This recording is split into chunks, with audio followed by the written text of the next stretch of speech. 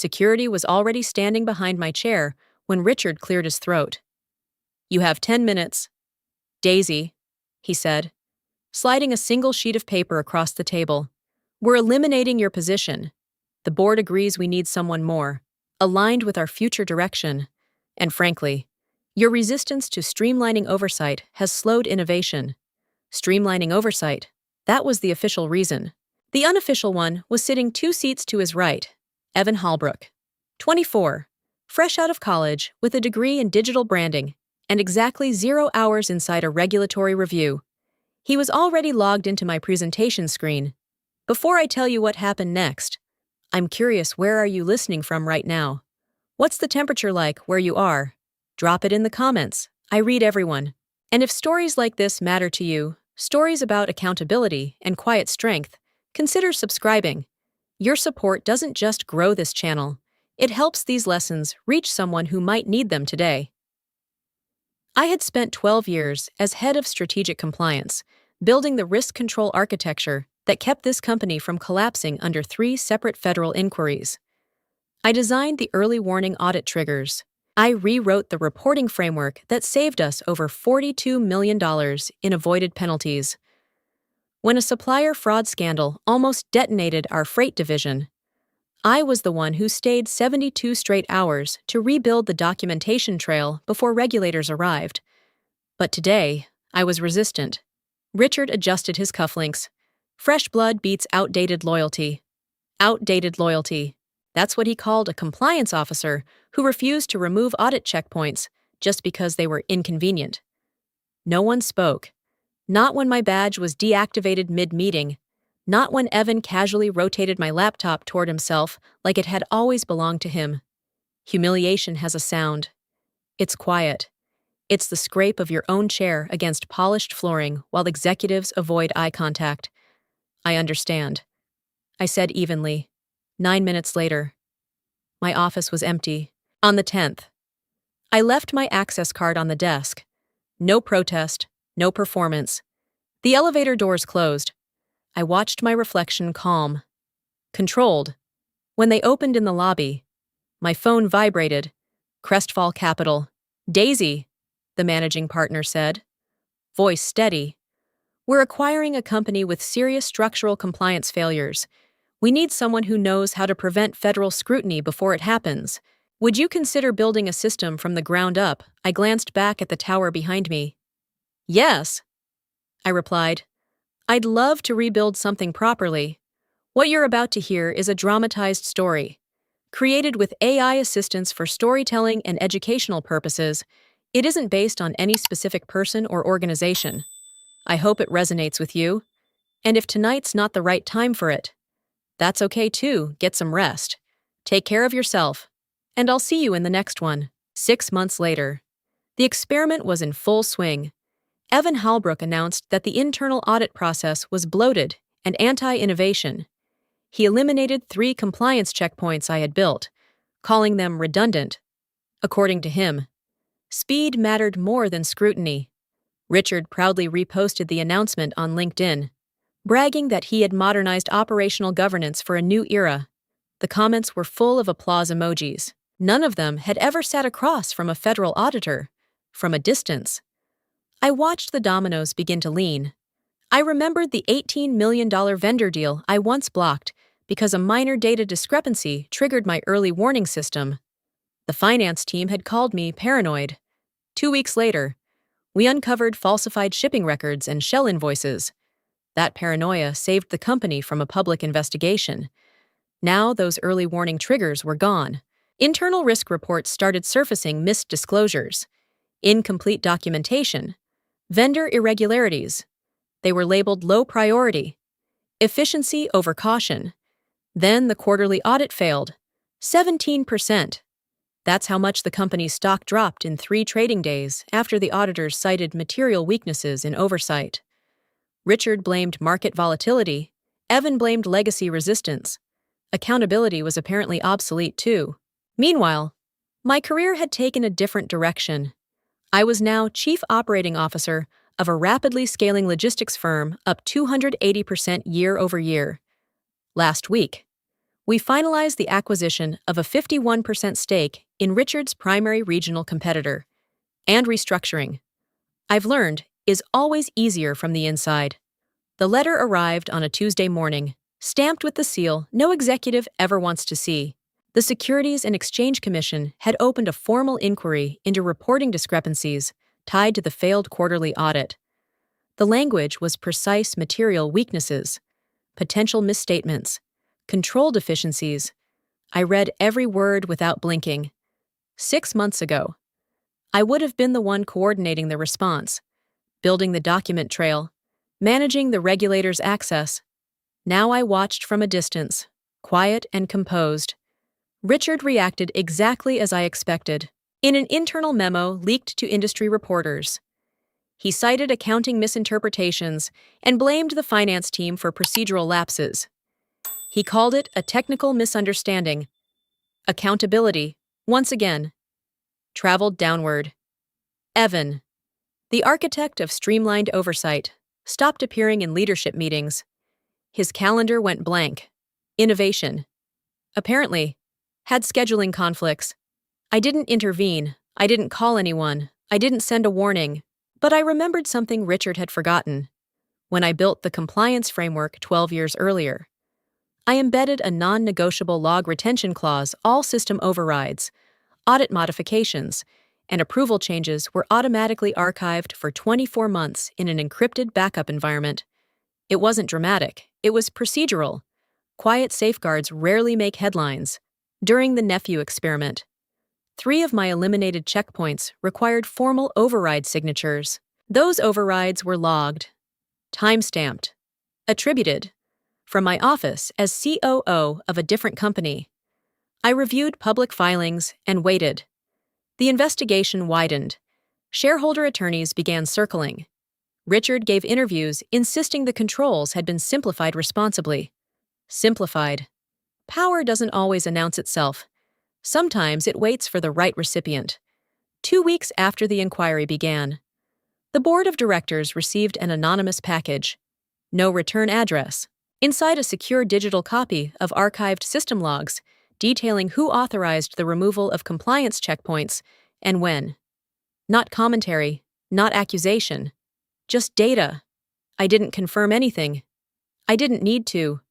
Silence, I've learned, can carry far more weight than confrontation. By the time the board called the emergency meeting, the tension had already turned visible. Share prices were unstable. Reporters were circling, and the SEC inquiry was no longer a rumor, it was a liability. The directors summoned Richard to headquarters under the pretense of a strategic review. I wasn't in the room, but I heard enough from people who were. He walked in defensive. He walked out exposed. This is sabotage, he reportedly said when confronted with the archived override logs. Someone is targeting leadership decisions. His voice, I was told, carried more heat than certainty. The board wasn't debating innovation anymore. They were questioning judgment. 3 removed checkpoints, direct override signatures, time-stamped approvals. His approvals. Confrontation changes posture. It sharpens silence. That same week, I received a formal call from the board's legal committee, not as a former employee, as an external compliance authority. My current company had just finalized acquisition terms to support a broader restructuring strategy in the sector. They needed an independent advisor to evaluate operational exposure before moving forward with integration. I agreed. Richard didn't know. The irony was almost surgical. 6 months earlier, I had 10 minutes to clear my desk. Now, I was reviewing the structural integrity of the organization he still claimed to control. The first phase of restructuring required a comprehensive executive risk assessment, governance stability, leadership accountability, exposure to regulatory penalties. It was procedural, not personal. Every senior executive would undergo review before final merger approval. I signed the advisory contract without hesitation. Buried in that contract standard language in complex acquisitions was a clause granting the independent compliance advisor authority to recommend executive retention or removal based on risk findings. In plain terms, I would evaluate senior leadership suitability post-merger, including his. I didn't announce it. I didn't hint at it. Power rarely needs introduction. Richard was still giving interviews about modernization, while the board quietly prepared contingency plans. The revolt wasn't loud. It was procedural. And procedures, unlike speeches, are binding. If you believe he should step down from that chair, drop a 1 in the comments. Your voice matters more than you think, because accountability begins when people are willing to say it out loud. Richard Holbrook officially resigned on a Friday afternoon, citing personal reasons and a desire to explore new opportunities. By Monday morning, industry headlines had translated that into what it really was: forced removal under regulatory pressure. I read the announcement between back-to-back operations meetings and felt nothing dramatic, just a quiet, clinical sense of symmetry. 2 weeks later, his name appeared in our internal hiring system. I almost missed it. Applicant Richard Holbrook, position Operations Associate, compensation $17 per hour. Our company had been expanding aggressively after the recent acquisition, absorbing regional facilities and restructuring workflow. Entry-level operations associates handled scheduling, vendor confirmations, and documentation compliance, the kind of groundwork that requires patience, accuracy, and humility. I opened his resume. It was immaculate in formatting, confident in tone. Former Senior Operations Director, 2 decades of executive leadership, oversaw modernization initiatives, drove innovation. Then I reached the summary line: experienced leadership in crisis management. I paused. Crisis management. That was one way to describe losing 17% of shareholder value and triggering a federal inquiry. The phrasing was almost elegant in its restraint. No mention of override logs, no reference to eliminated checkpoints, just leadership. Cold irony has a particular flavor. It doesn't burn, it clarifies. From a purely procedural standpoint, there was no reason to reject the application immediately. Our hiring framework required that qualified candidates, even overqualified ones, move through initial screening. HR had flagged his submission as unusual but technically eligible. I considered the operational optics: a former executive reporting to mid-level supervisors, handling hourly metrics, submitting timesheets. The system required a next step, so I added one. I left a note in the applicant review portal: schedule in-person interview. Executive Oversight recommended. HR responded within the hour. Assuming I wanted to assess reputational risk, they were correct. I didn't notify him personally. I didn't adjust the salary range. $17 per hour remained fixed by the end of the day. The interview calendar reflected his name. Time slot confirmed. There's a difference between revenge and process. This wasn't emotional. It was structural. And structures, when built correctly, always cycle back. The interview room was intentionally ordinary. Neutral walls, glass panel, a single folder placed at the center of the table. I arrived early and sat facing the door. Not for intimidation, but for clarity. Structure matters. When Richard stepped inside, he stopped mid-stride, for a brief second. He didn't mask it. His face drained of color. Surprise. Then calculation. Then something close to resentment. He recovered quickly. Executives are trained for composure. Daisy, he said carefully, I wasn't aware you'd be conducting this. I oversee final reviews. I replied evenly. Please. Have a seat. He did, though not comfortably. This is personal, he added, lowering his voice as if that might reframe the dynamic. I folded my hands. No. Richard, this is structural. Silence settled between us, the kind that measures power shifts. I began with standard protocol: employment history, scope of responsibility, crisis response examples. He spoke in polished summaries: strategic pivots, modernization efforts, transitional challenges. The language was refined, detached. Then I adjusted the angle. Describe your accountability framework when eliminating compliance checkpoints. I asked. A flicker crossed his expression. We streamlined redundant processes. He said. The organization required agility. That wasn't my question. I replied, "What accountability safeguards replace the removed controls?" He paused. There are moments when absence speaks louder than confession.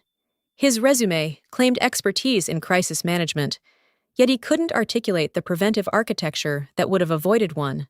I trusted my team. He said finally, "Trust isn't a framework." I answered. I opened the folder in front of me and slid a document across the table. Internal audit override logs, timestamps, authorization signatures.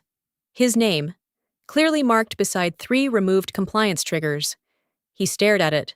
The room felt smaller. This was operational discretion, he said. Though the confidence had thinned, it was documented exposure. I corrected. The interview had shifted. It was no longer about qualifications for a $17 per hour role. It was about understanding the weight of decisions. I closed the folder. "Thank you for your time." "Richard," I said calmly, "we'll be in touch. Power doesn't need volume. It only needs record. Consequences rarely arrive all at once. They expand outward, quietly at first, then all at once." The investigation that had once been confined to boardrooms and legal memos moved into headlines. Financial journals reported systemic compliance failures. Business networks replayed archived interviews where Richard had praised streamlined oversight. Analysts dissected timelines. The narrative shifted from unfortunate audit results to executive negligence. Within weeks, a shareholder class action lawsuit was filed, alleging breach of fiduciary duty and material misrepresentation. The complaint cited override logs and public statements that contradicted internal records. Market confidence thinned, credit terms tightened, vendors demanded reassurances in writing. Evain did not fare better. The regulatory review concluded that he had exercised financial oversight without sufficient credentials during a reporting period under inquiry. The state licensing board imposed a 3-year prohibition on serving in any financial management capacity. Innovation had consequences. Richard requested a meeting. Not an interview. Not a formal appeal. A private discussion. We met in a neutral office suite downtown. He arrived composed, but visibly worn. The kind of fatigue that follows prolonged public scrutiny. "You've made your point," he said without preamble. "This has gone far enough." "I haven't made anything," I replied evenly. "Public records did." He leaned forward. "There's room for compromise. I can step back quietly. You don't need to keep escalating this. Escalation implies intent. What unfolded was sequence. The lawsuit isn't mine," I said. "The investigation isn't mine. They followed documentation." He hesitated, then tried a different angle. "What do you want?" That question lingered between us longer than he expected. "I want structure." I answered, "Stability." His eyes narrowed. "You're positioning yourself." I allowed a small pause before responding. "When the stock collapsed," I said calmly, "I purchased your divested shares through a holding vehicle at roughly 1/10 of their previous value." Silence. "You're a shareholder now," he said slowly. "Majority aligned." I corrected. The expansion of consequence had come full circle. Public record, market reaction, structural realignment. Nothing personal. Just arithmetic. Desperation changes a man's tone before it changes his strategy. Richard asked for another meeting. This time in my office. Not neutral ground. Mine. He didn't wait for small talk. "I can still be useful," he said, sitting forward as if proximity might rebuild authority. "You know how these things work. Corporate pressure, board expectations, market demands, decisions get made in context. Context. It was the first time he'd acknowledged that decisions had, in fact, been made. "You eliminated oversight checkpoints." I replied calmly. "That wasn't market pressure. That was authorization." He exhaled sharply. "The board wanted faster reporting cycles. They wanted growth optics. I adapted." Adapted, a generous word for bypassing compliance controls with documented override signatures. "I trusted the signals," he continued. The risk seemed manageable. I let the silence stretch. Silence forces ownership where argument invites deflection. "You're restructuring the sector," he said finally. "You don't want this turning into a public execution. Let me advise quietly. I understand the network. I can stabilize relationships. The offer wasn't emotional, it was transactional. From a purely strategic standpoint, absorbing a former executive as a consultant might have reduced friction. It would have looked merciful, efficient. But structure isn't built on convenience. You're asking for insulation," I said, "not contribution." His jaw tightened. "You think your immune pressure will come for you too. It already has." I answered evenly. Earlier that morning, our legal department finalized its internal review of the shareholder lawsuit filings and supporting documentation. The conclusion was precise and unambiguous. The removal of compliance checkpoints without documented compensatory controls constituted a potential breach of fiduciary duty. Personal liability exposure was no longer theoretical. I slid a summary memo across the desk. "This isn't about optics anymore," I said. "It's about duty." He scanned the page, eyes slowing at the phrase individual accountability. "They can't pursue that." He muttered. "They can," I replied. "And they likely will," for the first time since he walked in. He didn't argue. Desperation had reached its structural limit. The decision required only one signature. Richard's application had completed every procedural step: background review, eligibility verification, internal assessment. HR waited for my final authorization. The form was simple, almost impersonal. Candidate status pending executive approval. I read it once more, not out of doubt, but out of discipline. For years, I had insisted that compliance was not emotional, it was structural. Fair processes protect organizations from bias. That principle applied here as much as it ever had. I signed the rejection, reason for decision, insufficient professional judgment. The wording was precise, not vindictive, not dramatic. Judgment is measurable in documented actions: override signatures, eliminated safeguards, ignored escalation reports. It was the same standard I would apply to any candidate entrusted with operational responsibility. HR notified him within the hour. He arrived in the lobby unexpectedly that afternoon, requesting clarification. Security followed protocol and informed him that the decision was final. There was no appeal mechanism for entry-level roles beyond executive review, and executive review had already occurred. I watched discreetly from the upper-level corridor. He stood still for a moment after hearing the confirmation. Not angry, not shouting, just still. A man who had once commanded conference rooms now facing a glass door that would not open for him. Opportunity doesn't disappear loudly, it closes quietly. He left the building without looking back. The structural sequence was complete. Application submitted, evaluation conducted, decision rendered, process upheld. Later that week, the board convened to finalize the post-restructuring governance framework. Regulatory exposure had stabilized. Investor confidence was gradually returning. The acquisition strategy had integrated successfully. The company required permanent leadership to guide the next phase. They voted unanimously. I did not campaign for the position. I did not request it. I accepted it. Chair of Executive Operations. The announcement cited experience in compliance architecture, crisis prevention, and structural reform. The same expertise once labeled outdated loyalty had become institutional necessity. Controlled escalation is not explosive. It is cumulative. Richard lost his final opportunity through documented choices. I stepped into expanded authority through documented results. In the end, there was no dramatic confrontation, no triumphant speech, just structure restored. And this time, I was the one signing. I stood in the office that used to belong to Richard Hallbrook and felt nothing theatrical. The desk was the same polished walnut. The skyline beyond the glass hadn't changed. What changed was the authority behind the signature line. I didn't sit down to celebrate. I opened a laptop and reviewed the compliance reinstatement plan. The first order of business was structural restoration. We rebuilt the oversight checkpoints that had been eliminated. We reinstated automated escalation triggers and required dual authorization protocols for material reporting adjustments. Every override now required documented compensatory controls. No shortcuts. No modernization slogans. Stability returned gradually, not dramatically. Within 8 months, the company's stock recovered 32% of the lost value. Investor calls shifted from damage control to measured growth forecasts. Vendors extended favorable terms again.